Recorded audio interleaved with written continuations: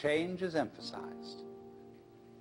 First, to unsettle people who think that they can achieve permanence by hanging on to life.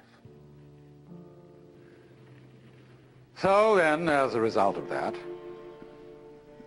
and now I'm going to speak in strictly Buddhist terms, the follower of the way of Buddha seeks deliverance from attachment to the world of change.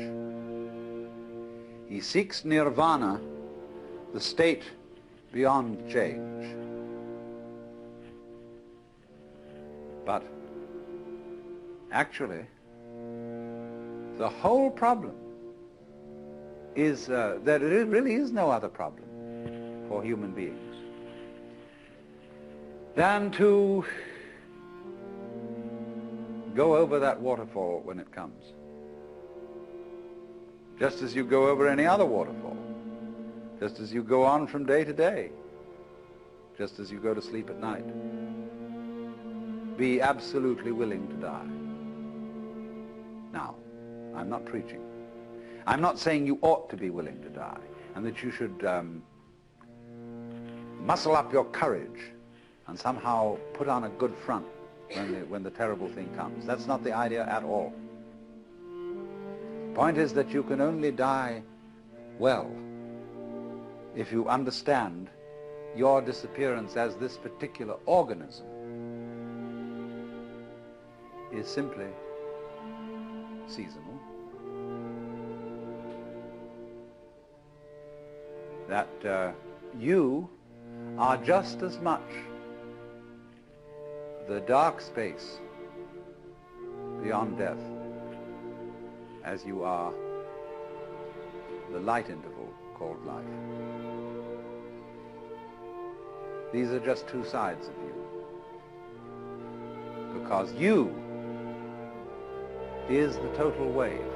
See, you can't have half a wave. Nobody ever saw waves which just had crests, no troughs. So you can't have half a human being who is born but doesn't die. Half a thing. That would be only half a thing. Space, you see, is not just nothing. If I could magnify my hand to an enormous degree so that you could see all the molecules in it, I don't know how far apart they would be, but it seems to me they would be something like tennis balls in a very, very large space. And you'd look, when I move my hand like this, and say, for God's sake, look at all those tennis balls. They're all going together. Crazy. And there are no strings tying them together. And space is a function of, or it's an inseparable aspect of, whatever solids are in the space. That is the clue, probably, to what we mean by gravity. We don't know.